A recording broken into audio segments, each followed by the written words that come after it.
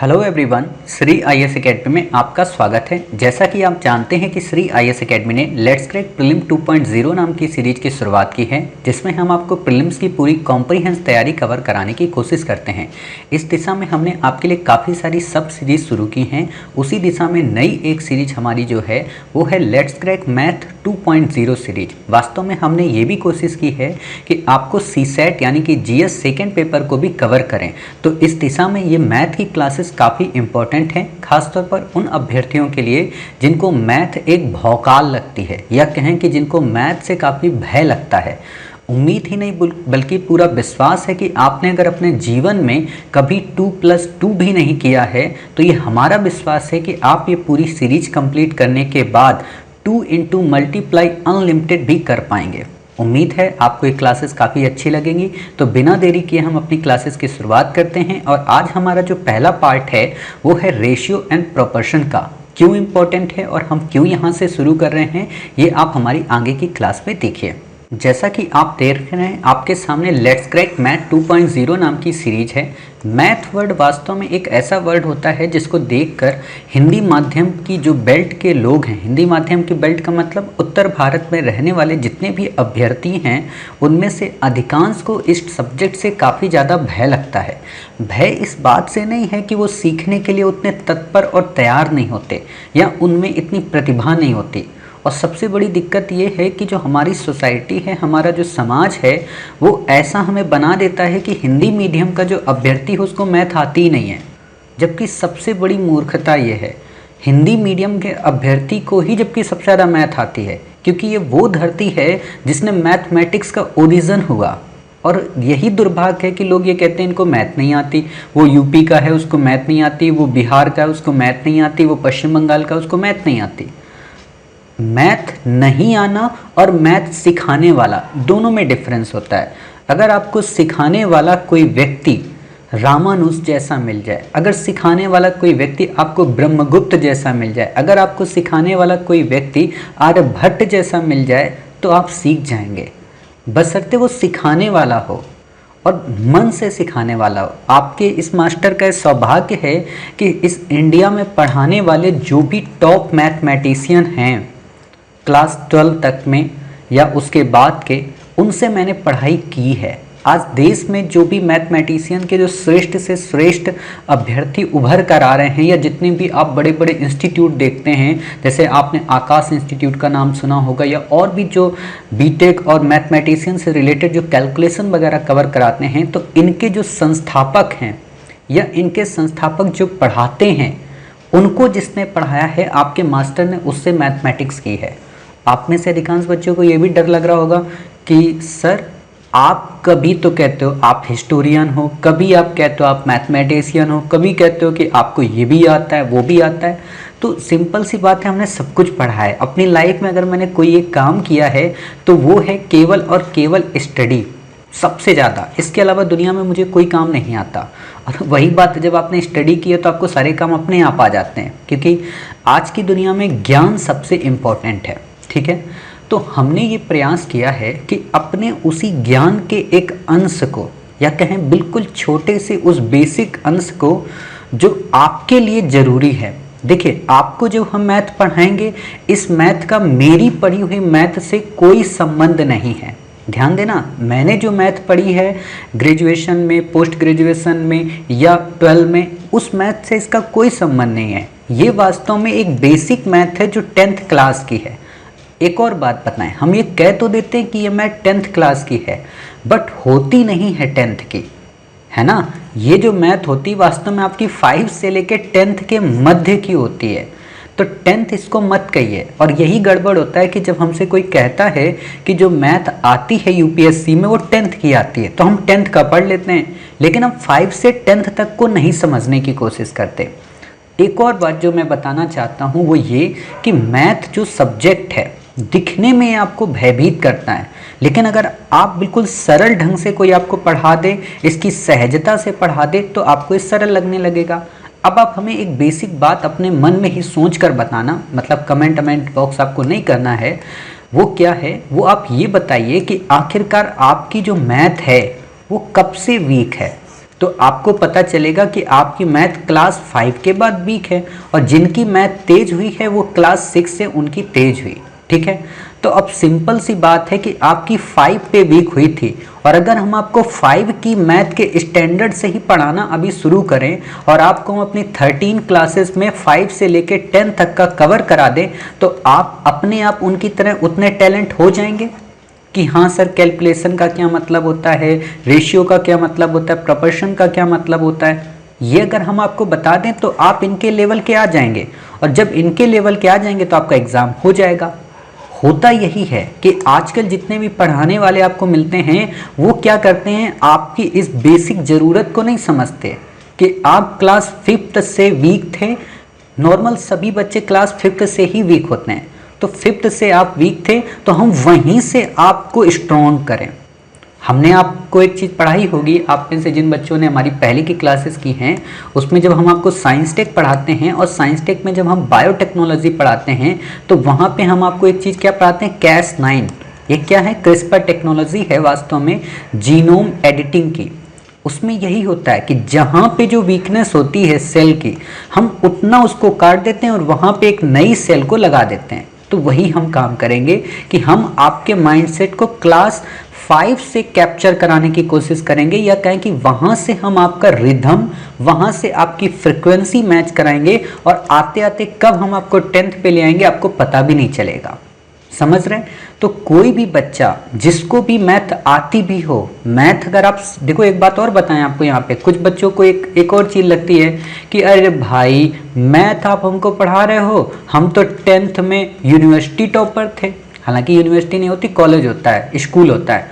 हम 12 में तो ये टॉपर थे, हम तो पोस्ट ग्रेजुएट मैथ से हैं। तो भाई यहाँ पे ये मैथ नहीं आती है, ये यूपीएससी है। यहाँ पे आपसे बीटेक इंजीनियरिंग की मैथ नहीं कह रहा है। और एक और जो बात है जो बच्चों को बड़ा दिक्कत मतलब लगना चाहिए वो ये, बच्चे सोचते हैं इसमें एसएससी वाली मैथ आती है या बच्चे सोचते हैं इसमें सीजीएल वाली मैथ आती है। ये बिल्कुल मैथ नहीं आती प्रभु मेरे। एसएससी का जो एग्ज़ाम है वो मैथ पे डिपेंड है, ठीक है। तो आपसे इतनी जटिल भी मैथ नहीं पूछता है। वहाँ पे जीएस वीक होता है बट यूपीएससी में जीएस स्ट्रांग होता है। और एक बात बताओ, आपको मैथमेटिशियन बनाना चाहता है, आपको अकाउंटेंट बनाना चाहता है यूपीएससी? बिल्कुल नहीं बनाना चाहता है। आपको आईएएस बनाना चाहता है। सपोज कीजिए आपके यहाँ कोई स्कीम में इतना पैसा लगना है खूब सारा, 5 लाख, 20,000, 30,000, 60,000, आपसे पूछा टोटल कितना अमाउंट हुआ, तो आप कैलकुलेटर लेके बैठोगे या कैलकुलेट करोगे? नहीं करोगे ना। आप क्या करोगे, तुरंत फोन मिलाओगे अकाउंटेंट को, ए भाई बताओ इस योजना में कितना पैसा लगा है। उसने बताया इतना लगा। कितना गवर्नमेंट ने भेजा था, इतना भेजा। कितना आप लोग बीच में खा गए, इतना खा गए। अच्छा, यानी कि आप लोग भ्रष्टाचार हो। ये चीज आप मत करेंगे। लेकिन अब वही बात है ना कि कोई आपको ये मत बताया कि सर 5 लाख इतना था और 10,000 वहाँ पे था और ये 2500 यहाँ पे था, सर टोटल कितना हुआ।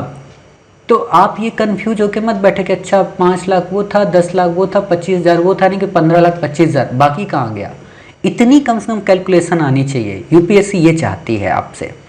बाकी आपसे यहाँ पे थ्योरम नहीं पूछेगी, आपसे ये नहीं पूछेगी sine theta plus cos theta का मतलब क्या होता है। आपसे ये भी नहीं पूछेगी कि एक बात आप बताइए मुझे कि 9 की पावर 100 कितना होता है। बिल्कुल नहीं पूछेगा आपसे। तो आप इन चीज़ों पे दिमाग मत लगाइए, ठीक है। ईजी तरीके से मैथ पढ़िए जो यूपीएससी आपसे पूछती है।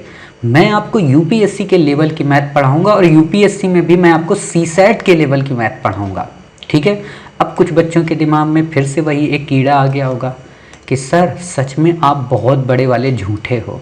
पहली बात, कभी कहते हो कि आपको मैथ ऑप्शनल नहीं आती है, कभी आप कहते हो कि आपको पीएसआईआर ऑप्शनल नहीं आती है, और जब आप कोई चीज़ पढ़ाने लगते हो तो बता ऐसे देते हो कि बताओ आपको जैसे मैथ बहुत आती है। तो ये रियलिटी है। मैं आपको छोटी सी एक बात और बताऊँगा, फिर क्लास की शुरुआत करते हैं। और देखो, मैथ की क्लास इंटरेस्टिंग है। मैथ की क्लास अन्य क्लासों के अपेक्षा अलग पढ़ना पड़ता है। और एक और बात जो मैंने मैथ के लिए किया है वो ये कि मैथ की क्लास मैक्सिमम 1 आवर के अंदर ही रहेगी और कम पढ़ाएंगे, क्योंकि इसमें अगर हम 2 घंटे क्लास ले लेंगे ना तो आधे बच्चे पागल हो जाएंगे और गिर पड़ेंगे, बेहोश हो जाएंगे। मैं आपको सिंपल सी अगर बात ये कहूँ कि अगर आपका 100% माइंड है, ठीक है, और हम आपको 6 क्लासेस एक दिन में प्रोवाइड करा रहे हैं, ठीक है, तो 100% माइंड में 60% जो माइंड आपका खर्च होगा ना वो केवल मैथ पी जाएगी। कहते हैं कि एक छोटी सी मैंने कहीं पे पढ़ी थी, हो सकता है ऊपर नीचे शब्द हो जाए तो माफ़ करना, कि साइंस, मैथ और आपकी पॉलिटी ये तीनों बेवफा होती हैं। सुबह पढ़ो शाम को ये सफ़ा होती हैं। ठीक है, बाकी आप देख लेना हिस्ट्री साइंस के बारे में ये कहा जाता है, जो पीसीएम होता है फिजिक्स केमिस्ट्री मैथ, सुबह पढ़ो मतलब शाम को सफ़ा हो जाती हैं। तो खैर इनमें मेरी काफ़ी ज़्यादा पकड़ थी। पीसीएम में मैं बनना चाहता था साइंटिस्ट, कि मैं ज्योग्राफी से खासतौर पर यूनिवर्स पे एस्ट्रोनॉट बनूं, लेकिन वही होता है ना कि आपको जो नहीं बनना होता आप वही फिर बनते हैं। तो धीरे धीरे जब मैं ये बनना चाह रहा था, मैथ में मेरी काफ़ी अच्छी पकड़ थी और बचपन से पिताजी का इतना सहयोग मिला कि मैं एक मैथमेटिशियन बना, और न केवल अपनी कॉलेज का मैथमेटिशियन बना बल्कि अपनी यूनिवर्सिटी का मैथमेटिशियन बना। और अपने आसपास के क्षेत्र में जितनी ज़्यादा मैथ मुझे आती थी शायद रेयर किसी को आती। जब मैंने इसके बाद बिज़नेस किया तो बिज़नेस में आपको पता है कि मैथ बहुत ज़्यादा चाहिए, बहुत ही ज़्यादा चाहिए। उसमें आपको एक बार में लगभग 10 से 20 लाख का अमाउंट ऐड करना है। ऐसे मान लीजिए 5,300 का ये, 20,000 का ये, 25,000 का ये, और उसको आपको कैलकुलेट करना है। मेरी इतनी क्विक एंड फास्ट मैथ है कि कोई भी व्यक्ति अगर 500 आइटम ऐसे मेरे को लिखाए और मैं इसे फटाक से देखूंगा, एक ही बार में उसे ऐड कर दूंगा। कैलकुलेटर से उसको रीचेक करने की आवश्यकता नहीं पड़ती। तो इतनी फास्ट मेरी मैथमेटिशियन थी। किस पेज पे कौन सी बात लिखी है, कौन सी बुकलेट में क्या लिखा है, ये सब मुझे आता है। ठीक है, अब तो मैथ यूपीएस इसमें आपकी 10th और 12th में बहुत कम कर दी गई, पतली पतली बुकलेट बना दी गई। जब मैं मैथ पढ़ता था तो आप ये मान कर चलिए कि 10th की क्लास में केवल 7 बुकलेट थी। एक बुकलेट का जो पेज होता था वो 200 पेज की होती थी बुकलेट। तब मैं पढ़ता था उस समय मैथमेटिक्स। कैलकुलस की अलग होती थी, अलजेब्रा की अलग होती थी, आपकी हाइट एंड डिस्टेंस की अलग होती थी, ट्रिग्नोमेट्री की अलग होती थी, अलग अलग बुकलेट होती थी। तो मैथ मैंने वहाँ पढ़ी, बट इतनी मैथ यहाँ पे आवश्यक नहीं है। यहाँ पे कंपटीशन की मैथ चाहिए, और यही दिक्कत होती है कि जो पढ़ाने वाला होता है ना वो मैथमेटिशियन की तरह पढ़ाता है तो मज़ा नहीं आता। ठीक है, जैसे मैंने आप लोगों को अधिकांश बार बताया है कि जब हम आपको पॉलिटी पढ़ाते हैं तो हम जीएस की तरह ही पढ़ाते हैं। हम आपको पॉलिटिकल साइंस नहीं पढ़ाते कि डाइसी का कॉन्सेप्ट क्या था, मॉन्टेस्क्यू का कॉन्सेप्ट क्या था, स्टेट का ओरिजिन कैसे हुआ, वो नहीं करते। तो इसीलिए आपको ईजी लगता है। ठीक है, तो बिना देरी के हम मैथ की क्लासेस शुरू करें। और 2-3 बातें बता दें आपको, वो ये कि हम जैसे कि आपको पहले बोले थे कि हम आपकी मैथ की क्लासेस 1 से 15 तक कवर करा देंगे, लेकिन अब हमने ये सोचा है कि कराएंगे तो 1 से 15 तक, लेकिन आपको जैसे पता है 1 से 7 तक में हमारी यानी कि कॉम्प्रीहेंशन कवर हो जाएगी। तो ये जो 8 दिन इधर बचेंगे ना, इनको भी हम मैथ में शामिल कर लेंगे, यानी कि टोटल हमारे मैथ के 25 लेक्चर के आसपास समथिंग आएंगे, तो हम उनको कवर कर लेंगे। और आप जब ये पूरी मैथ कवर कर लेंगे तो यकीन मानिएगा कि आपको ऐसा लगेगा कि अरे वाह, आपकी ये 5 से 8 क्वेश्चंस कवर हो गए 20 में, और वही आपके लिए सबसे इम्पोर्टेंट है। ठीक है, खास बात जो एक और हमने की है वो ये, कहते हैं कि जब मैथ पढ़ी जाती है ना तो हर एक मैथ में कुछ फार्मूले होते हैं। कुछ फार्मूले का मतलब कुछ बेसिक होता है। बेसिक ऐसे आप समझिए कि जैसे मान लीजिए मैंने आपको कहा कि इस मैथ को हम कैलकुलेशन के माध्यम से सॉल्व करेंगे।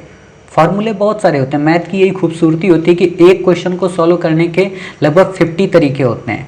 और मैं जब जिस क्लास में पढ़ता था तो वहाँ पे मेरा एक क्लासमेट था, मैं उससे बहुत इंस्पायर था।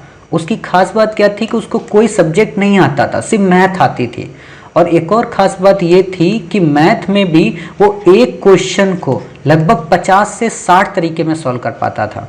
जब उसने 10th का एग्ज़ाम दिया था तो 100 में 100 उसके मैथ में मार्क्स आए थे, जबकि 100 में 100 कभी नहीं मिलते किसी को।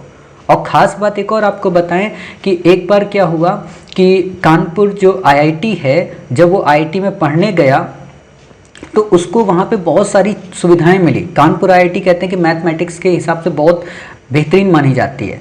तो जहाँ हम लोग पढ़ते थे तो वहाँ से जब वो कानपुर गया अपना पढ़ने, तो कानपुर IIT में जब उसने अपना एडमिशन लेने की कोशिश की तो उसका नहीं हुआ।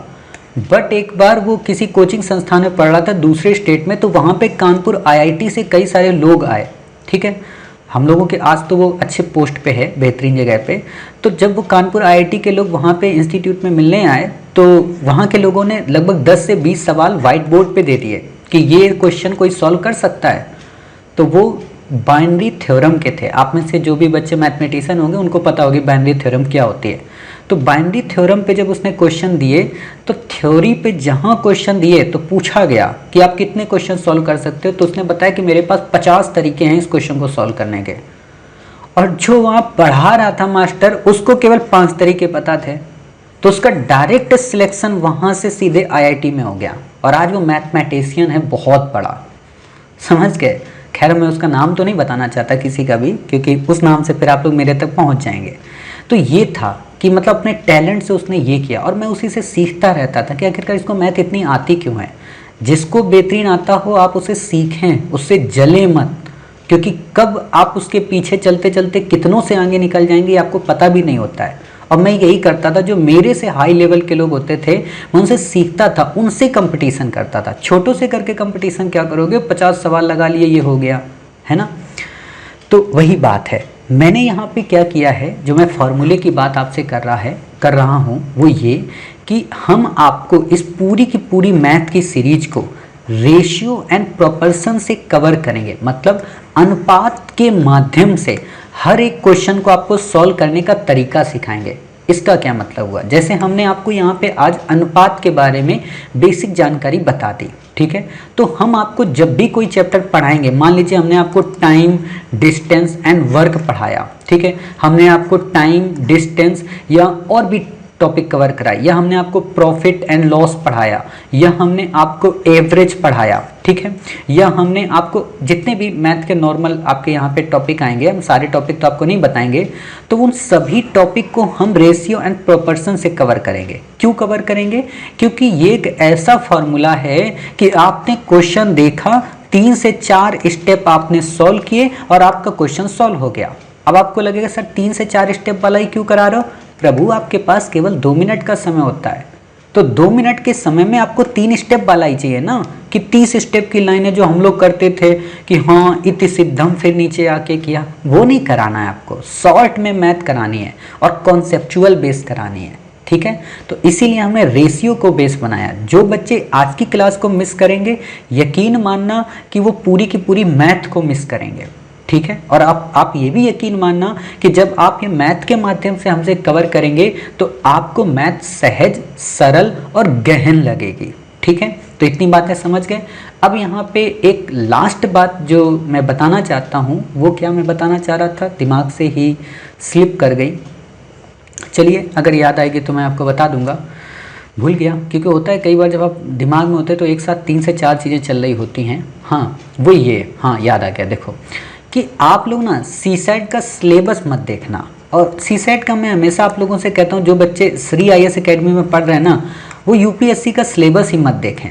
सिलेबस देखो उनको कहा जाता है देखने के लिए जो कोचिंग संस्थान में पढ़ते हैं कि हाँ मास्टर ये करा दिए, मास्टर ये करा दिए, ठीक है।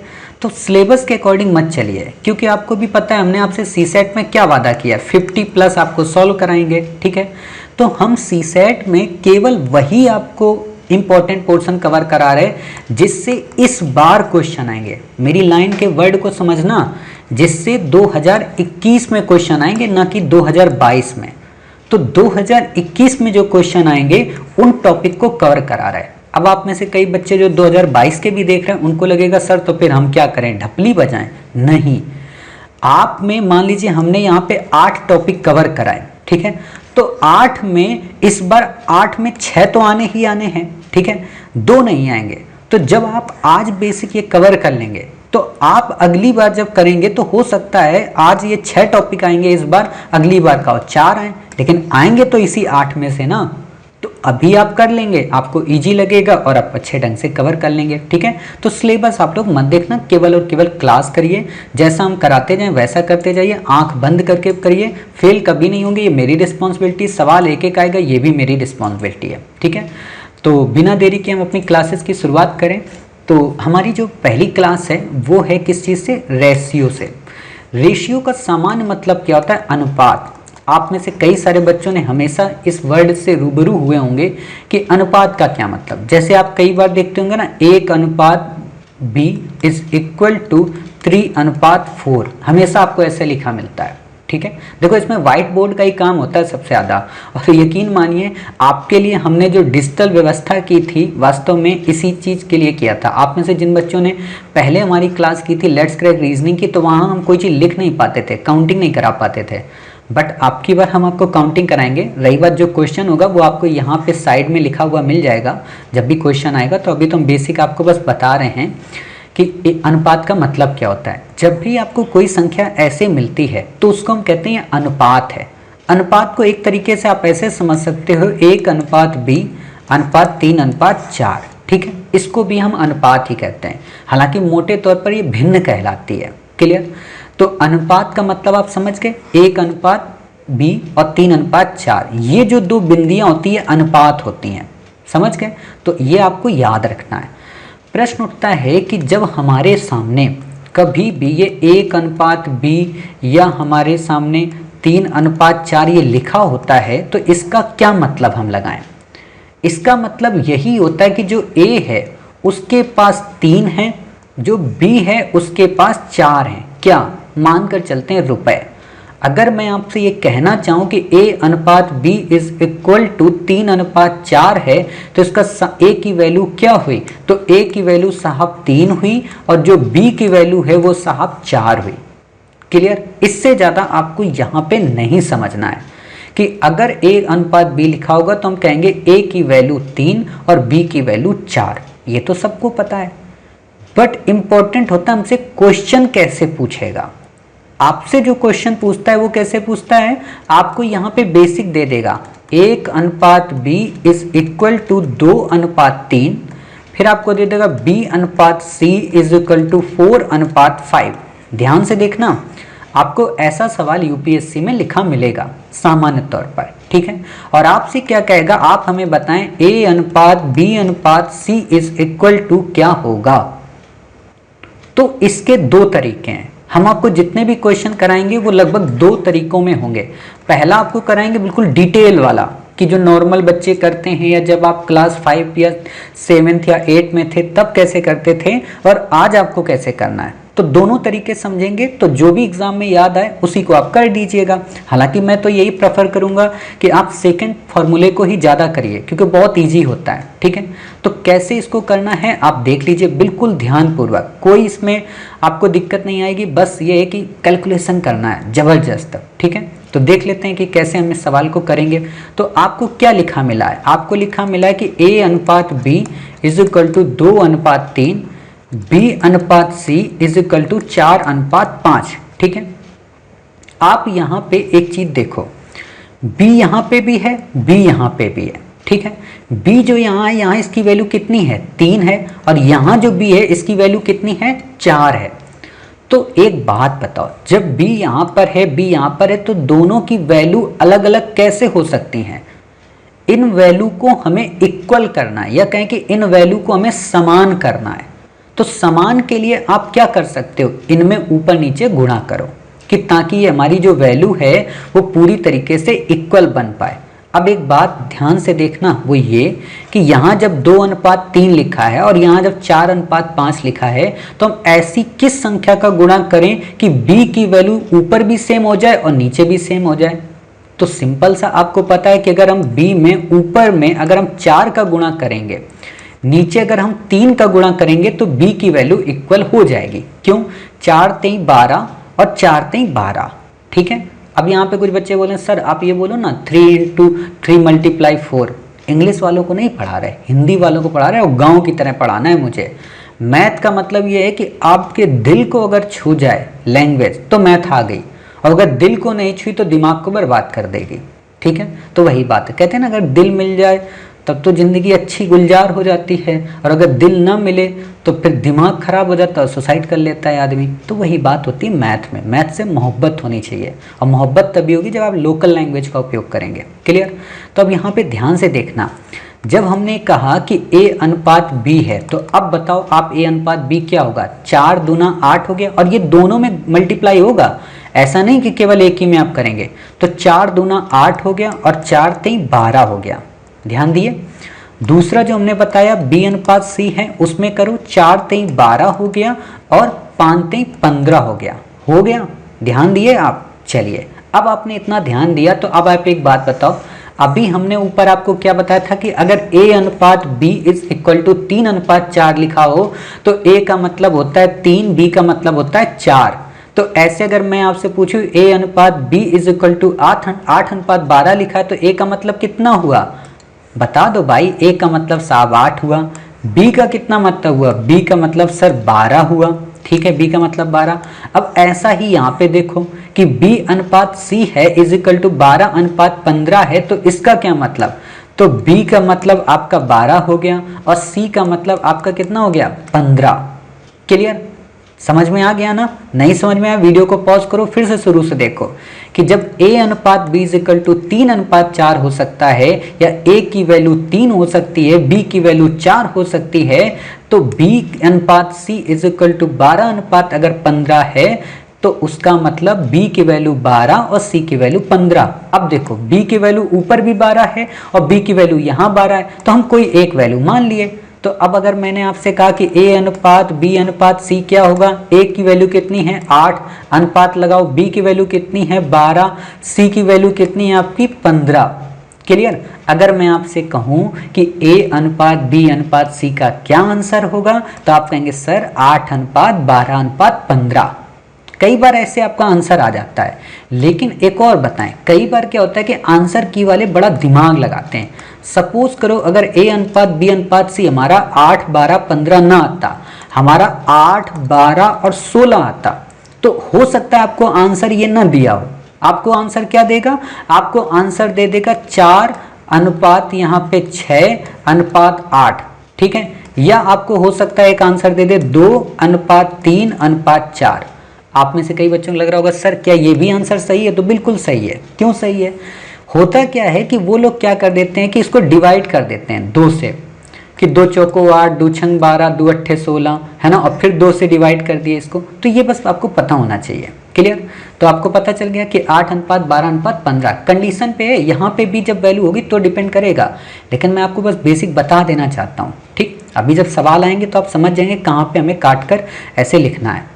ये तो हो गई बड़ी ट्रिक, बड़ा टाइम लग गया इसमें 2 से 3 मिनट, बट आपको ऐसे नहीं करना है एग्जाम हॉल में। एग्जाम हॉल में अगर आप ऐसे करेंगे तो आपका तो टाइम बहुत ज़्यादा ले जाएगा, और जब बहुत ज़्यादा आपका टाइम ले जाएगा तो फिर कोई मज़ा नहीं आता है। तो प्रश्न उठता है कि इसको आप शॉर्ट में कैसे करेंगे। तो बिल्कुल सिंपल सा तरीका है, आपको क्या दिया है, a अनुपात b इज इक्वल टू 2:3, ठीक है। दूसरा क्या दिया, b अनुपात c इज इक्वल टू 4:5 दिया है आपको। आपको कुछ नहीं करना है, क्या करना है, आपको दिमाग लगाओ। a अनुपात b और b अनुपात c दिया है, आप यहाँ पे सीधे लिख लो a अनुपात b अनुपात c इज इक्वल टू, क्या करोगे, ये जो 2 है और ये जो 4 है इनका आपस में गुणा कर दो। ध्यान देना, ऊपर वाली प्रथम संख्याओं का आपस में गुणा कर दो, यानी कि 2 × 4, फिर अनुपात कर दो। ठीक, ये जो आपका 3 है और ये जो आपका 4 है इसका क्रॉस मल्टीप्लाई कर दो, यानी कि 3 × 4 कर दिया। ठीक है, ये जो आपका है 3:5 इसको आपस में गुणा कर दो। ठीक है, 3 × 5। अगर मैं मोटे तौर पर कहूँ तो एक बार ऐसे गुणा करो, एक बार ऐसे गुणा करो और एक बार ऐसे गुणा करो, है ना। ऊपर में गुणा मत करना, ऐसे करना है, एक बार ऐसे, फिर एक बार ऐसे, फिर एक बार ऐसे। अगर यहाँ पे एक और संख्या होती तो हम ऐसे भी करते, ठीक, बट हमें यहाँ नहीं करना है, हमें 3 की वैल्यू निकालनी है। ठीक, अब यहाँ पे जब आप करोगे तो बताओ क्या हुआ, 2 × 4 कितना हुआ, 8 अनुपात, 3 × 4 कितना हुआ, 12 अनुपात, 3 × 5 कितना हुआ, 15। कितने मिनट लगे आपको ये सवाल सॉल्व करने में, बिल्कुल कम लगे ना, 30 सेकेंड से भी कम का टाइम लगा। अब आपको लग रहा होगा सर ऐसा क्वेश्चन यूपीएससी पूछती है। भाई साहब यूपीएससी ने पूछा है इसीलिए मैंने आपको बताया। ठीक है, तो ऐसा क्वेश्चन जब आएगा तो आप आसानी से कर लेंगे। चलिए, ये तो तब हुआ जब इसमें 3 वैल्यू हैं ए बी सी। अब यहीं पे अगर एक वैल्यू और बढ़ा दे, मान लीजिए यहाँ पे आपका a अनुपात b है, b अनुपात c है और यहाँ पे c अनुपात d कर दे, तब क्या करेंगे, तब भी यही करेंगे। कैसे, देखिए, बिल्कुल सिंपल सी बात है। ठीक है, जिनको ये नहीं समझ में आ रहा, कैलकुलेशन इतनी बहुत गुणा भाग आना चाहिए कि 2 × 4, क्योंकि अब मैं 2 का पहाड़ा तो नहीं पढ़ाने वाला आपको। ठीक है, इतना तो याद कर लो, बैठ के टेबल किसी दिन बैठो आराम से। और वैसे भी कई सारे जो छोटे छोटे बच्चे, देखो सीखने में ना शर्माना कभी नहीं चाहिए। अगर आपको कोई चीज़ नहीं आती बोल दो मुझे नहीं आती। कहते हैं ना सब लोग ज्ञान में परिपक्व थोड़ा ना होते हैं 100%। मुझे मैथ आती है लेकिन मैं ऑप्शनल थोड़ा ना पढ़ाता हूँ कि मुझे ऑप्शनल भी आती है मैथ की, तो इतना भी नहीं होना चाहिए, ठीक है। चलिए नेक्स्ट क्वेश्चन देखते हैं। नेक्स्ट क्वेश्चन क्या है? नेक्स्ट क्वेश्चन मान लीजिए a अनुपात b इज इक्वल टू आपका 2:3 दिया। इतना बड़ा बड़ा ही लिखा करो आप लोग। और एक बात और आपको बताएं, मैथ के जो ये क्वेश्चन है ना, आप लोग A4 की अगर कॉपी में सॉल्व करोगे तो सीखने की प्रवृत्ति 5 गुना बढ़ जाती है। जब आप लोग रूलिंग वाली कॉपी में करते हो ना तो नहीं समझ में आता है। तो कोशिश ये करना, पैसे मत बचाना कि सर मैथ कर रहे हैं तो रफ वाले में करेंगे, क्या जाता है आपका, तो बिल्कुल भी नहीं। कॉपी A4 की बनाओ। आप भी देख रहे होंगे मैंने आपको जो PDF भेजी है वो A4 की भेजी है, ठीक है। मैं भी चाहता तो पैसे बचाता, और वैसे भी आपको पता है श्री IAS अकेडमी पैसे तो बचाती नहीं है, ठीक है। तो A अनुपात B इज इक्वल टू 2:3 अगर दिया हो और B अनुपात C इज इक्वल टू अगर को 4:5 दिया हो जो वैल्यू पहले की थी, और आपको दे दे C अनुपात D इज इक्वल टू 1:2, तब कैसे करेंगे? हम यहाँ पे पुराना वाला तरीका नहीं लगाएंगे कि सबको वो करें, LCM ले, ये सारी चीज़ें करें, ये नहीं करेंगे। ये जब करना था हमने कर लिया, आगे के जब सवाल करेंगे तो वहाँ आपको बताएंगे, ठीक है। ऐसा आपको मान लीजिए दे दे तो क्या करोगे? कुछ नहीं प्रभु। और आपसे आंसर अगर ये पूछे कि A अनुपात B अनुपात C अनुपात D की क्या वैल्यू होगी, तो आप बिल्कुल वही ट्रिक अपनाएंगे, कुछ भी चेंज नहीं करेंगे। क्या नहीं करेंगे? 2 का गुणा 4 से करो, जो गुणा आए उसका गुणा 1 से करो, यानी कि 2 गुणे 4 गुणे 1 करो, 2 गुणे 4 गुणे 1 अनुपात, ठीक है। अब प्रश्न आया बाकी का क्या करें? तो ये जो 3 है, 3 का गुणा 4 में करो और फिर 4 का गुणा 1 में करो, ठीक है। यहाँ पे बस यही अंतर हो जाएगा, यहाँ इधर मत कर देना। 3 गुणा 4 गुणा 1, यानी कि पहले वाली ही दोनों वैल्यू से इस दूसरे वाले की गुणा कर दो, 3:4 गुणा 1, क्लियर। ये कर दिया। फिर क्या है कि अब आप यहाँ पे इसको चेंज करो। कैसे करोगे? यहाँ पे ध्यान देना, गलती मत करना।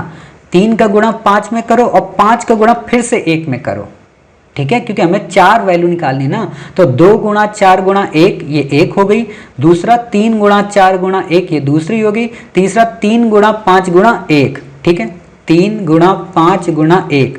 फिर यहाँ पे वैल्यू करो।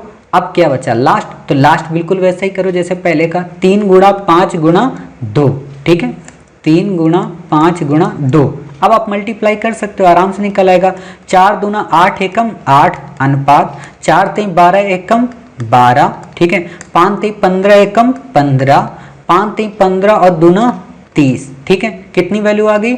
A अनुपात B अनुपात C अनुपात D इज इक्वल टू 8 अनुपात 12 अनुपात 15 अनुपात 13, ठीक है।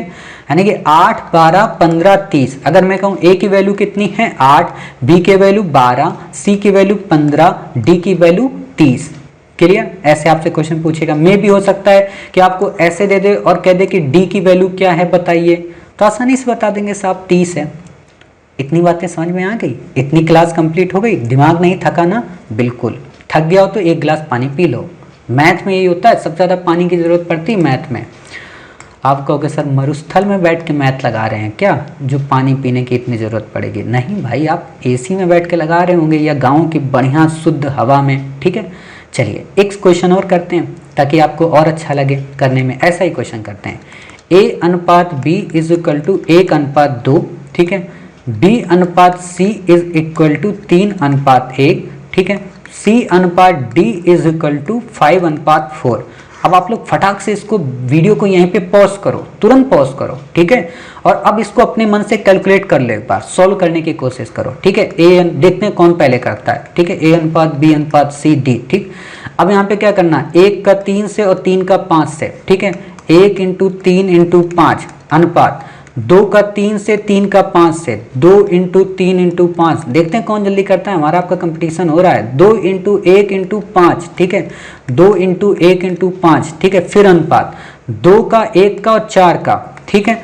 तो 2 × 1 × 4, क्लियर। 5 अरे आप लोगों ने कर लिया, वाह बड़ी जल्दी आप लोग सवाल कर लेते हो भाई। मैं तो भाई पीछे हो गया, हार गया। चलो कोई बात नहीं, अगली बार जीतने की कोशिश करूंगा। 5 3 15 हो गया अनुपात, 5 3 15 दूना 30 हो गया, 5 दूना 10 हो गया, 4 दूना 8 हो गया। क्या आपका अनुपात आया? 15 30 10 8, बिल्कुल सही। ऐसे आपको करना है, समझ गए? अब आपको एक कॉन्सेप्ट क्लियर हो गया ना, आपको ए अनुपात बी वाला सिंपल कॉन्सेप्ट क्लियर हो गया, ए अनुपात बी अनुपात सी वाला कंप्लीट हो गया, ए अनुपात बी अनुपात सी अनुपात डी वाला कंप्लीट हो गया। इससे ज़्यादा आपसे क्वेश्चन नहीं पूछेगा बेसिक में। तो एक कॉन्सेप्ट हमने आपका कवर करा दिया। अब हम देखते हैं दूसरा कॉन्सेप्ट जो और सरल है, मतलब इससे भी ज़्यादा सरल है और अधिकांश बार क्वेश्चन उससे भी आ जाते हैं। ठीक है, तो जो हमारा कॉन्सेप्ट नंबर 2 है उसे कॉन्सेप्ट नंबर 1 लिखना। ठीक है, ये कॉन्सेप्ट नंबर 2 है। इसमें क्या है, इसमें आपको दे देता है कि 2a is equal to 3b। तो आप हमें ये बताइए a अनुपात b की क्या वैल्यू होगी। अब यहाँ पे एक बात और आपको बता दें, जो बच्चे मैथ बेसिक होता है उनको पता होना चाहिए, जो ये 2a लिखा होता है इसका मतलब होता है 2 इंटू a। जो ये 3b आपका लिखा होता है इसका मतलब होता है 3 इंटू b। ठीक है, एक तो ये। दूसरी इसमें एक और ख़ास बात होती है, वो ये कि जब भी यहाँ पे वैल्यू कोई गुणा में लिखी होती है और जब ये दूसरी तरफ जाती है इक्वल के यानी कि बराबर के, ये बराबर का निशान होता है। जिन बच्चों को ना पता हो, कुछ बच्चे कहेंगे सर मतलब हद है हमारी बेइज्जती करने की, हमको बराबर भी नहीं पता होगा। आप क्या समझते हो अपने आप को कि आपने 3 चौपतियाँ मैथ की पढ़ ली तो अपने आप को बराबर का निशान भी हम भूल गए? ऐसा नहीं है सर, आता है, इतनी भी बेइज्जती मत करो।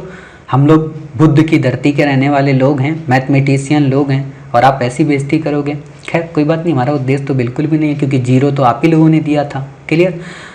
2 इंटू 1 का क्या मतलब हुआ, जब भी कोई चीज़ यहाँ इंटू में होगी इस तरफ अगर जाएगी तो भाग में हो जाएगी। ठीक है, इधर कोई चीज़ भाग में है, इधर जाएगी वो गुणा में हो जाएगी। ये आपको नियम याद रखना है हमेशा। नीचे जिनको ना पता वो नीचे लिख लिया करें कि कोई भी वैल्यू अगर गुणा में है दूसरी ओर जाएगी वो भाग में हो जाएगी।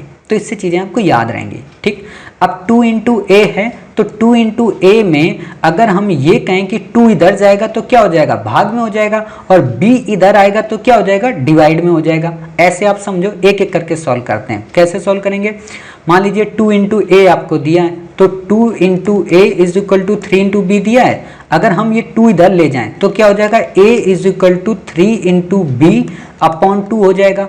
अब ये b गुणा में तो ये इधर क्या जाएगा, भाग में, तो a अनुपात b इज इक्वल टू 3 अनुपात 2, ये वैल्यू भी यहाँ हो जाएगी। और जब ये वैल्यू हो गई तो अब फिर से बता दो प्रभु, जो हमने आपको बताया था शुरू में, इसको क्या बोलते हैं, इसको बोलते हैं a अनुपात b इज इक्वल टू 3 अनुपात 2।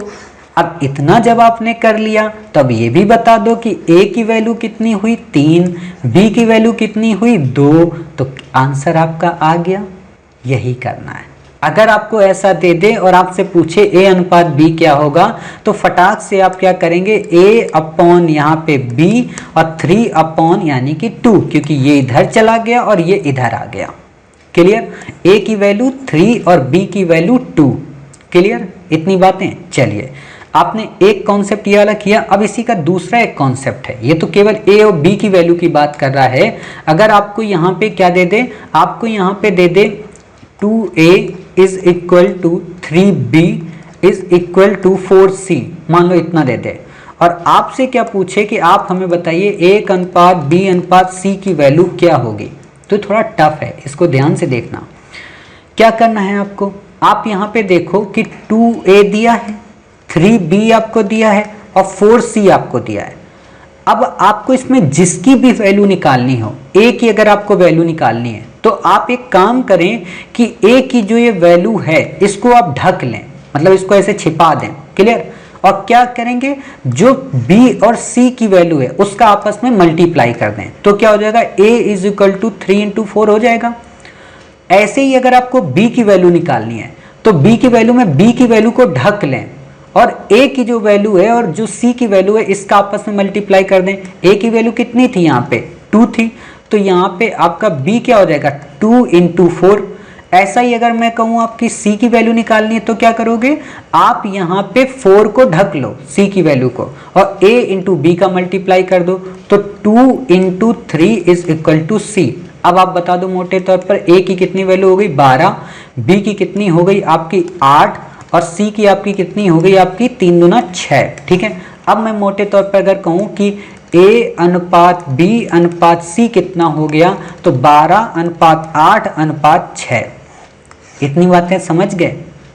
इतना ही कॉन्सेप्ट अगर आपको आ गया तो आपका ये मानकर चलिए 1 से 2 क्वेश्चन अपने आप सॉल्व हो जाएंगे। आप बैक ईयर के क्वेश्चन उठाइएगा, हालांकि बैक ईयर का हम एक एक क्वेश्चन भी आपको कराएंगे, लेकिन आप समझ सकते हैं कि आपको एक क्वेश्चन कैसे करना था। ठीक है, तो A अनुपात B अनुपात C निकल आया। ऐसे ही हमेशा आपसे क्वेश्चन पूछेगा। अब आप लोग वही बुद्धि लगाओ, पहले इसको करें फिर इसको करें, वो गांव वाली और वो घर वाली बुद्धि 10th वाली नहीं जरूरत है। 10th हम लोग बड़ा डिटेल में करते हैं, तो यहाँ नहीं करना। यहाँ बस इसको ढको, इनका गुणा करो, इसको निकालना है, इसको ढक लो, उनका गुणा कर दो, जिसका निकालना है उसको ढक लो और बाकी का डिवाइड गुणा कर दो। क्लियर? तो ये वैल्यू हो गई। चलिए, अब हमने जब 2 कॉन्सेप्ट पढ़ लिए तो प्रश्न उठता है कि सर अब सवाल भी करवा दो, मतलब इतनी देर से क्या सिर्फ कॉन्सेप्ट ही पढ़ाओगे क्या? तो कहते हैं ना कि अगर आपको कोई पेड़ काटना है तो आप सबसे पहले क्या करें, अपना 2 घंटे का समय केवल तलवार में धार रखने का करें, या कहें कि जिससे आप काटेंगे आरी से उसमें धार रखें। पेड़ तो एक वार में कट जाएगा। तो वही है कि अब जो क्वेश्चन आपको हम कराएंगे, देखना अगर कठिन से कठिन सवाल आप सरल से सरल ना करें तो श्री IAS एकेडमी का नाम श्री IAS रहने देना। आप लोग सोचेंगे सर नाम बदल दें क्या? ऐसे नाम बदल दोगे, मतलब कुछ भी। आप लोगों को उस मौका मिलना चाहिए, नाम पता गांव सब बदल दोगे आप लोग। ठीक है, चलिए। कुछ बच्चे तो ये तक कहते हैं सर कुछ ज़्यादा ही आप खुश रहते हो, किसी दिन आपको दुखी कर देंगे। तो भाई ऐसा मत करना, मतलब इतनी धमकियाँ आप लोग दे देते हो, अच्छा नहीं लगता है। ठीक है, चलिए टाइप 1 सवाल डालिएगा। टाइप 1 ये जो क्वेश्चन है आपको यहाँ पे साइड में ये देखिए लिखा हुआ मिल जा रहा है। ठीक है, तो इस क्वेश्चन को आप यहाँ पे पढ़ लीजिए। ठीक है, बाकी हम आपको सवाल करेंगे, थोड़ी देर तक रहेगा क्योंकि हमें इस पूरे बोर्ड का यूज करना है। तो आप क्वेश्चन देख रहे होंगे आपके सामने, यहाँ पे मिला है कि A और B 2 पात्रों में दूध और पानी 4:3 और 2:1 में है। इन दोनों को समान मात्रा में मिलाया जाता है। इस वर्ड पे ध्यान देना क्योंकि अभी हम समान वाले क्वेश्चन कराएंगे, फिर असमान मात्रा वाले कराएंगे। ठीक है, समान मात्रा में मिलाया जाता है तो नए मिश्रण में दूध और पानी का क्या अनुपात होगा, ज्ञात करो। कुछ बच्चों को लग रहा होगा सर ऐसा क्वेश्चन रेशियो से करवाओगे, कभी भी तो कुछ अकल लगा लो। तो बिल्कुल भी नहीं, आप परेशान मत होइए, हम ऐसा क्वेश्चन रेशियो से ही करेंगे। ठीक है, तो देखते हैं इस क्वेश्चन को कैसे करना है। क्या कह रहा है कि A और B 2 पात्र हैं, तो हमने 2 पात्र मान लिए। ठीक है, क्या कह रहा है कि दूध, मिल्क और वाटर। ठीक है, क्या इनका अनुपात है 4:3 है। ठीक है, दूध और पानी 4:3 और 2:1 में है। क्लियर? ये कह रहा है इन दोनों को समान मात्रा में मिलाया जाता है तो नए मिश्रण में दूध और पानी का अनुपात, नए मिश्रण में दूध और पानी का अनुपात ज्ञात करो। क्लियर? बिल्कुल सिंपल सा सवाल है। अब यहाँ पे आपको क्या करना है, दिमाग बस लगाना है, ज़्यादा दिमाग नहीं लगाना है। आपको यहाँ पे क्या दिया हुआ है, आपको यहाँ पे दिया हुआ मिल्क, ठीक है, और आपको यहाँ पे दिया वाटर, ऐसे लिख लो रफ में। ठीक है, क्या कह रहा है 2 बर्तन है, हमने मान लिया एक ये बर्तन है एक ये बर्तन है, A और B। ठीक है, अब जब 2 बर्तन हैं, पहले का क्या कह रहा है 4:3, तो 4:3, 4:3 का क्या मतलब हुआ कि 4 लीटर अगर दूध है तो 3 लीटर उसमें पानी है। मैंने अभी आपको बताया था कि जब अनुपात में वैल्यू दी होती है तो पहले का मतलब वही होता है कि दूध और पानी इतने अनुपात में है, तो मतलब क्या हुआ कि दूध की वैल्यू 4 है, पानी की वैल्यू 3 है। दूध को आप यहाँ पे A/B के हिसाब से समझने की कोशिश करो कि A/B अगर 4:3 दिया तो उसका क्या मतलब हुआ, A का मतलब 4 हुआ, B का मतलब 3 हुआ। तो वैसे ही दूध और पानी अगर दिया है तो दूध का मतलब 4 लीटर हुआ, पानी का मतलब 3 लीटर हुआ। इतनी बातें समझ गए। दूसरा उसमें क्या दिया है कि जो ये अनुपात है 3:4 और दूसरा 2:1 में है। ठीक है, यानी कि 2 पात्र हैं तो एक पात्र में 4:3 है, दूसरे में 2:1 है। अब कह रहा है इसमें क्या क्या मिलाया जाता है समान मात्रा में, दोनों को समान मात्रा में मिलाया जाए तो नए मिश्रण में दूध और पानी का अनुपात क्या होगा। दोनों को समान में मिलाने का क्या मतलब हुआ, दोनों को समान में मतलब हुआ कि जैसे 4 और ये 3 है तो कितने लीटर हो गया, 4 लीटर अगर दूध है 3 लीटर पानी तो टोटल 7 लीटर हो गया मटेरियल। ठीक है, ये कितना हुआ 2 और 1 3 लीटर। अब एक बात बताओ, समान करना है, ऊपर वाला 7 लीटर है नीचे वाला 3 लीटर है, दोनों को हम समान करेंगे तो क्या कर सकते हैं, वहां पे मैंने भी आपको बताया था गुणा करिए समान करने के लिए, तो यहाँ पे भी आप समान करने के लिए गुणा करिए। कितने से गुणा करेंगे आप? सिंपल सी बात है, 7 में अगर हम 3 का गुणा कर दें तो कितना हो जाएगा? 21। ठीक है, ज़्यादा इधर दूर चला गया, इसको थोड़ा सा हम फिर से इरेज करते हैं। ठीक है, और इसको बीच में लिखने की कोशिश करते हैं। जैसे ये आपको मैंने बताया A अनुपात B, ठीक है, ये आपका मिल्क हो गया, ये आपका वाटर हो गया। क्लियर? ये आपका 4 अनुपात 3 था, ये आपका 2 अनुपात 1 है। और यहाँ मैं आपको बोलना हूँ कि जो 4 और 3 है तो टोटल कितने लीटर हो गया? 7 लीटर A पात्र में पानी और दूध मिला हुआ हो गया, और B पात्र में कितना हो गया? 3 लीटर। अब यहाँ 3 है, यहाँ 7 है, यहाँ कितने लीटर की कमी है? 4 लीटर की। जब यहाँ पे 4 लीटर की कमी है और हमें इसको बराबर करना है तो क्या कर सकते हैं? बराबर करने के लिए हम यहाँ पे ऊपर 3 का गुणा करें और नीचे हम यहाँ पे 4 का गुणा करें तो बराबर हो जाएगा। 7 त्रिक 21 और 7 त्रिक 21, सॉरी, ऊपर 3 का गुणा करें और नीचे 7 का गुणा करें तो हमारे अनुपात बराबर हो जाएगा। अब यहाँ ध्यान देना, जब हम यहाँ इस चीज का गुणा करेंगे ना तो वही गुणा हमें यहाँ पे करना है, ऊपर 3 का और नीचे यहाँ पे 7 का। समझ रहे? नहीं समझे फिर से मैं एक बार बताता हूँ, क्योंकि अब आपके थोड़ा दिमाग लगेगा, इसलिए दिमाग में अब दिक्कत नहीं करना। जैसे ये दूध आपका दिया था, ये आपका पानी दिया था, एक बर्तन A दिया था, एक बर्तन B दिया था। A बर्तन में बोला कि 4 अनुपात 3 उसमें दूध और पानी है, B बर्तन में 2 अनुपात 1 पानी है। टोटल अगर हम कहें कि 4 लीटर दूध था, 3 लीटर पानी था, तो टोटल दोनों को अगर हमने मिला दिया तो कितने लीटर मटेरियल बना? 7 लीटर। अगर हम 2 लीटर दूध और 1 लीटर पानी आपस में मिला दिए तो कितने लीटर बना? 3 लीटर। हमसे कह रहा समान मात्रा में, जबकि ये क्या है? अभी असमान है, ऊपर 7 है और नीचे यहाँ पे 3 है, इसको समान करना है। तो समान करने के लिए इसमें ऐसी वैल्यू का गुणा करें और इसमें भी ऐसी वैल्यू का गुणा करें जो इक्वल हो जाए। तो ऐसी वैल्यू कौन सी है? 7 में हम अगर ये कहें आपसे कि 3 का गुणा कर दो, 3 में आप 7 का गुणा कर दो तो इक्वल हो जाएगी। चेक करते हैं, 7 त्रिक 21 और 7 त्रिक 21। अब जब यहाँ पे हमने ये गुणा किया है तो यही गुणा हमें अंदर भी करना है। ठीक है, तो यहाँ पे हम ऊपर कितने का करेंगे? 3 का, यहाँ पे कितने का करेंगे? 7 का, और दोनों में करेंगे। ध्यान देना, अब जब 3 का गुणा करोगे तो दूध कितना हो गया? 4 3 12 लीटर। ठीक है, पानी कितना हो गया? 9 लीटर। ठीक है, यहाँ पे दूध कितना हो गया? 14 लीटर, और यहाँ पे कितना पानी हो गया? 7 लीटर। ठीक है, अब इनको आपस में जोड़ दो, इन दोनों बर्तन का। क्यों? क्या कह रहा? समान करने पे नया मिश्रण का अनुपात क्या होगा, यानी कि इन दोनों बर्तन को अगर हम आपस में मिला देंगे तो कितना होगा? तो जोड़ो, सिंपल सा है। 4 2 आपका 6 हो गया, 1 1 2 हो गया, 9 7 आपका 16 हो गया, 26 अनुपात 16 हो गया। यानी कि अगर हम कहें कि A अनुपात B कितना हो गया? 26 अनुपात 16। आपको हो सकता है 26 अनुपात 16 ना दे, आपको कितना दे दे? 13 अनुपात 8, तो भी आपका आंसर गलत नहीं है। क्यों? क्योंकि ये सम संख्याएं हैं दोनों, तो इनको हम विभाज्य कर देंगे 2 से, तो जो वैल्यू आएगी वो हमारी होगी 13 अनुपात 8। अगर आपको आंसर में 13 अनुपात 8 दे दे तो भी सही है, आंसर में अगर आपको 26 अनुपात 16 दे दे तो भी सही। यानी कि जो नया मिश्रण बना है उसमें 13 लीटर क्या कहते हैं? दूध है और 8 लीटर पानी है। अब अगर आपसे ये भी क्वेश्चन पूछते कि जो इसमें दूध की मात्रा है नए मिश्रण की वो कितनी है, तो आप बता देना 13 लीटर। आपको अगर पूछते पानी की मात्रा कितनी है तो आप बता देना 8 लीटर। क्लियर हो गया? नहीं क्लियर हुआ एक बार वीडियो को पॉज करें और फिर से देखें। मैथ देखो इतनी जल्दी नहीं आती, इसलिए मैथ में हमने 2 3 3 सवाल ही केवल लिए, ज़्यादा नहीं लिए। अब हमने अभी 2 पात्र वाले देख लिए, अब हम अपने वाले में देखते हैं 3 पात्र का। सेम टू सेम है, सिंपल है, ऐसे ही करना है। ठीक, लेकिन 3 पात्र का जब हम आपको कवर कराएं इससे पहले एक चीज़ और बता दें। क्या वो आपको बता दें? आपको हम ये बता दें एलसीएम निकालना। एलसीएम का मतलब होता है लासापा, लघुत्तम समापवर्तक। क्या होता है क्या नहीं होता है ये आपको नहीं समझना है, बस इतना समझ जाओ लासापा होता क्या है। लासापा उसके लिए कहा जाता है कि एक कॉमन संख्या निकाल लो जो तीनों में डिवाइड करते हैं, बस इतना आप समझिए। कैसे? मान लीजिए आपको दिया 3 संख्या 5 अनुपात 3 अनुपात 5 3 5 और आपसे कहा जाए इनका लासापा निकालना है, तो ऐसे लाइन बनाओ। ठीक है, अब इसमें देखो कौन सी संख्या पहले कट जाएगी, तो 3 का जब आप डिवाइड करोगे तो पहले 3 कट जाएगी, 3 एकम 3। ठीक है, 3 कट गई। दूसरी क्या हुई? 5 से, 5 एकम 5 5 एकम 5। अब अगर आपसे मैं कहूँ लासापा इसका कितना हुआ, तो इसका लासापा हुआ 15।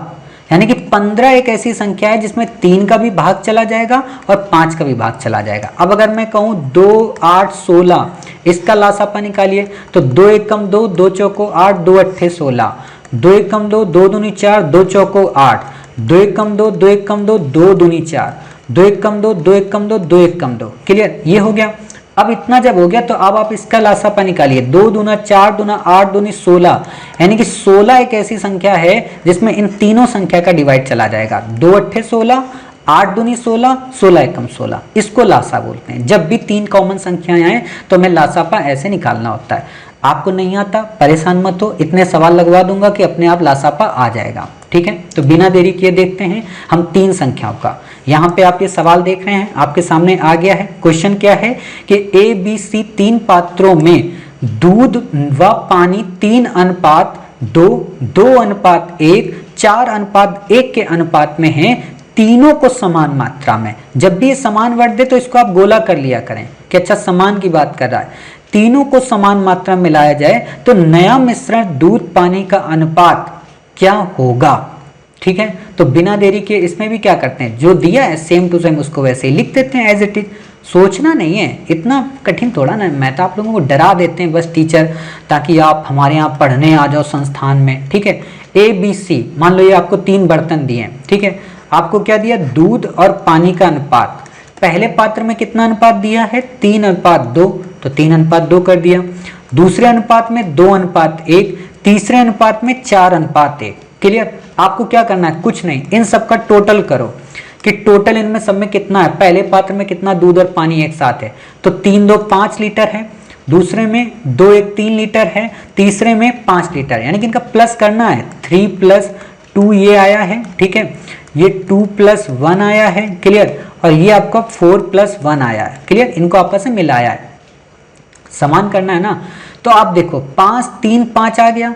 ऐसी किस संख्या का गुणा करें जो 5 को इक्वल कर दे, 3 को इक्वल कर दे और 5 को इक्वल कर दे। तो तीनों को इक्वल करने के लिए हमें एलसीएम लेना पड़ता है। 2 में एलसीएम की जरूरत नहीं पड़ती, बट जब 3 संख्याएं होती हैं तो हम एलसीएम लेते हैं। अब एलसीएम कैसे लेंगे, 5 3 5, साइड में ऐसे तुरंत एलसीएम निकाल लो। 3 से पहले भाग जाए, सबसे छोटी संख्या का पहले भाग दो। 3 से भाग गया तो 3 एकम 3, 5 से भाग गया तो 5 एकम 5, यानी कि 15 इसका एलसीएम आया। ठीक है, अब यहाँ पे ध्यान देना, इसका एलसीएम कितना आया आपका, 15। आपका ये जो 15 एलसीएम आया है, यानी कि इन तीनों का कॉमन कितना वैल्यू है, 15। तो जब 15 वैल्यू आई है तो आप क्या करें कि इस 15 में हर एक पात्र के टोटल वैल्यू का डिवाइड करते रहें, भाग दें। तो जैसे 15 है तो पहले में कितने लीटर पानी और दूध का मिक्सअप है, 5, तो पहले में 5 का डिवाइड करो तो 5 3 15, यानी कि 3 निकल कर आया, तो 3 का इन दोनों में गुणा कर दो। क्लियर, इसको बराबर करने के लिए, तभी तो 15 होगा। या ऐसे आप समझ लो, इसमें 15 बनाना है हमें तो 3 का करोगे, इसको 15 बनाना है तो इसमें 5 का करोगे, इसको 15 बनाना है इसमें 3 का करोगे। इसको फिर से सही करते हैं। ठीक है, जैसे ये आपका मिल्क था, ये आपका वाटर था। मैथ में यही होता है, जितना अगर आपने गंदा कर दिया मैथ समझ में नहीं आएगी सामने वाले को। ए बी सी, ठीक है, 3 अनुपात 2, 2 अनुपात 1 और 4 अनुपात 1। इसकी वैल्यू कितनी थी, 5, इसकी वैल्यू 3 और इसकी वैल्यू 5। ठीक है, इनका एलसीएम कितना आया था, 15। ठीक है, अब 15 इनका एलसीएम आया। मैंने कहा कि आपको 5 को 15 बनाना है, क्या करोगे, 3 का गुणा करोगे तभी तो 15 हुआ। 3 का यहाँ गुणा करो तो 3 का यहाँ पे भी करो। ये आपकी 3 है, इसको 15 बनाना है, कितना का गुणा होगा, 5 का। क्यों, 3 का भाग दो ना 15 में तो 15 आता है, ये भी 15 हो गया। 5 को 15 बनाना है तो इसमें 3 का ही करेंगे तो 15 हो गया। अब यहाँ पे हमने 5 का किया ना, तो 5 का यहाँ कर दो। नीचे हमने कितने का किया, 3 का, 3 का कर दो। अब कुछ नहीं करना है, सबका गुणा करो और ऐड कर दो। 3 त्रिका 9, 3 दूना 6, 5 दूना 10, 5 एकम 5। ठीक है, 4 3 12 और 3। ठीक है, अब इनको ऐड करो, कितना हो गया आपका, हो गया 10 9। ऐसे मत ऐड करना, 9 6 15, ऊपर ऊपर, यानी कि ये ऐसे और ये ऐसे। ठीक है, आपका कितना हुआ, 10 9 19 और 12 31 अनुपात। ये कितना हुआ, 6 5 11 और 3 आपका 14, यानी कि 31 अनुपात 14।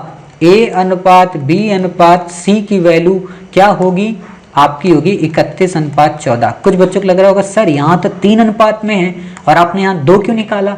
अरे मेरे प्रभु, उसने क्या कहा है, उसने कहा कि नए बने मिश्रण वो ये नहीं कह रहा कि ए पात्र में कितना बचा, दो पात्र, बी में कितना हुआ, सी में कितना हुआ।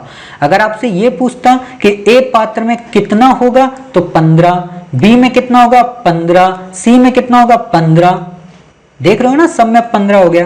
लेकिन ये नहीं पूछा टोटल कितना मिश्रण बनेगा नया, तो टोटल बना 31:14, यानी कि 31 लीटर दूध होगा और 14 लीटर पानी होगा, तो मिश्रण इक्वल हो जाएगा। समझ गए इतनी बात? चलिए, जब इतनी बात समझ गए तो अब हम अपना आज का एक लास्ट क्वेश्चन और कवर कर लेते हैं, फिर इसके बाद आपकी छुट्टी करते हैं, घर जाइए, खाना खाइए, मस्त रहिए, फिर पढ़िए। आप सोचोगे छुट्टी सर नहीं बोलोगे, नहीं बोलेंगे, पढ़िए, पढ़ाई करना है भाई, आईएएस बनना है, माता पिता के सपने को पूरा करना है, मौज थोड़ा ना करनी है। तो क्या करते हैं, देखते हैं। तो देखिए आपके सामने एक सवाल आया, काफ़ी इंपॉर्टेंट क्वेश्चन है। काफ़ी इंपॉर्टेंट क्वेश्चन क्या, ये आपके बहुत काम आएगा, ठीक है। तो इस क्वेश्चन को पढ़ते हैं। जैसे आपके देखिए सामने आपके क्वेश्चन आया, क्या है, समान आयतन के दो गिलास क्रमशः आधे और 3/4 दूध से भरे। यहाँ आपको काउंटिंग नहीं दी है, लेकिन आपको कंफ्यूज करेगा, और जबकि है बिल्कुल इजी कि आधा और ये 3/4 क्या है, अभी आपको बताएंगे। 3/4 दूध से भरे हैं, बाद में उनमें पानी मिलाकर उन्हें लबालब भर दिया जाता है, ठीक है। पानी कितना मिलाएगा, आधा ही मिलाएगा तभी पूरा लबालब भरेगा, और इसमें 1/4 पानी मिलाएगा तो 3/4 हो जाएगा। उन्हें भर दिया जाता है, तत्पश्चात उनके इस द्रव्य को दूसरे बर्तन में उड़ेला जाता है, मतलब इस द्रव्य को दूसरे बर्तन में उड़ेला गया, तो इस बर्तन में दूध का पानी से क्या अनुपात है, यानी कि दूध और पानी कितना होगा। सिंपल है, कुछ आपको नहीं करना है। यहाँ पे क्या नहीं करना है, बिल्कुल इसको इजी तरीके से हम सॉल्व करने की कोशिश करते हैं, लेकिन इसमें एक ट्रिक है। उस ट्रिक को अगर आप समझ गए तो आप इस क्वेश्चन को ही नहीं समझ पाएंगे, बल्कि आगे के काफ़ी सारे क्वेश्चन आपको इजी लगेंगे। क्या है, आपको यहाँ पे गिलास दिया है, 2 गिलास, ठीक है। तो हमने मान लिया एक गिलास ए है, एक गिलास बी है। आपको कह रहा है कि ये जो 2 गिलास हैं, इनमें से एक में आधा जो है, ठीक है, वो दूध से भरा है, ठीक है। दूसरा जो है वो कितना है, 3/4 दूध से भरा है। अब यहाँ पे एक बात बताओ मुझे, अगर मैं ये कहूँ कि ये 1:2 है, दूध की बात कर रहा है, ठीक है, दूध से भरा है गिलास, तो इसका क्या मतलब, इसका एक मतलब ये भी होता है कि अगर टोटल 2 लीटर कोई पदार्थ है हमारा, तो उसमें क्या हुआ, 1 लीटर हमारा दूध होगा। ये आपको समझना पड़ेगा। अगर आपको कोई चीज़ ऐसे दी हो 1:2, तो इसका एक मतलब ये तो होता ही है कि आधा है, आधा कुछ और होगा। दूसरा मतलब ये भी होता है कि टोटल उसमें अगर 2 लीटर है, तो उसमें 1 लीटर जो है वो वास्तव में उसकी वास्तविक संख्या है। तो 2 लीटर अगर ये कोई मटेरियल है, 2 लीटर कोई पदार्थ है, तो हम क्या कहेंगे कि इस 2 लीटर पदार्थ में आधा क्या मिला है, दूध। तो आधा दूध का मतलब क्या हुआ, 1 लीटर इसमें दूध मिला है। समझ गए। अगर मैं अब आपसे मोटे तौर पर यह कहूं कि जो एक गिलास है, इसमें दूध और पानी का अनुपात क्या होगा, तो आप बता सकते हैं कि साहब इसमें 1 लीटर तो दूध है, तो पानी कितना होगा, इसमें 1 लीटर पानी होगा। ये क्लियर हो गया। ऐसा ही 3/4 को देखो, 3/4 में क्या हुआ कि 4 लीटर अगर कोई टोटल मटेरियल है, तो उसमें दूध कितना होगा, उसमें 3 लीटर दूध होगा। और 3 लीटर अगर दूध है, तो आप बताइए उसमें पानी कितने लीटर होगा।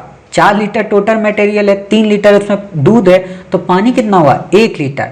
तो पानी यहाँ 1 लीटर हो गया, और यहाँ पे कितना हो गया, दूध 3 लीटर। ये हमारा बी बर्तन।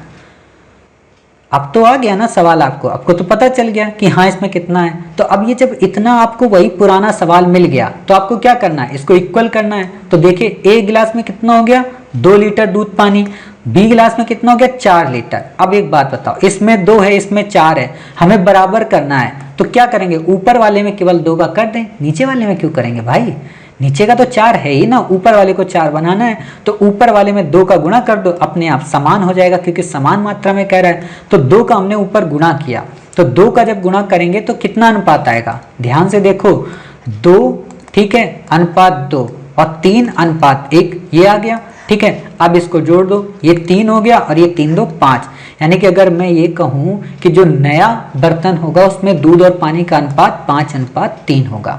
ऐसे आपका आंसर हो जाएगा। एक बार फिर से मैं क्विक एंड फास्ट आपको बता दूं, ए और बी ये 2 गिलास हैं। इन 2 गिलास में अगर मैं ये कहूँ कि आधा जो है वो दूध से भरा है, और इसमें जो 3/4 है ये दूध से भरा है। आधा और 3/4 का मतलब ये होगा कि अगर इसमें टोटल 2 लीटर कोई पदार्थ है तो उसमें 1 लीटर मिल्क हुआ और 1 लीटर इसमें वाटर हुआ। तो अगर मैं ये कहूँ जो ए बर्तन है, ए गिलास है, उसमें दूध और जो पानी का अनुपात है वो कितना हो गया, 1:1। इसी तरीके से अगर मैं बी की बात करूं तो बी में क्या है, टोटल जो हमारा है वो 4 लीटर है, इसमें जो मिल्क है हमारा वो 3 लीटर है। तो जब 3 लीटर मिल्क हुआ तो इसमें वाटर कितना हुआ, 1 लीटर हुआ। तो अगर मैं ये कहूं कि जो बी बर्तन है उसमें दूध और पानी का अनुपात क्या होगा, तो 3:1 होगा।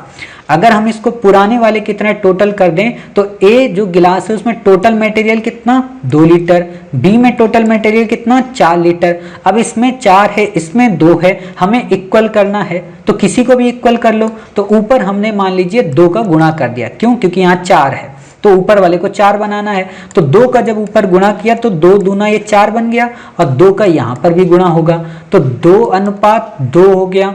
ठीक है, यहाँ 3:1 है तो 3:1 कर दिया। टोटल कर दो, 3 2 5 और 2 1 3।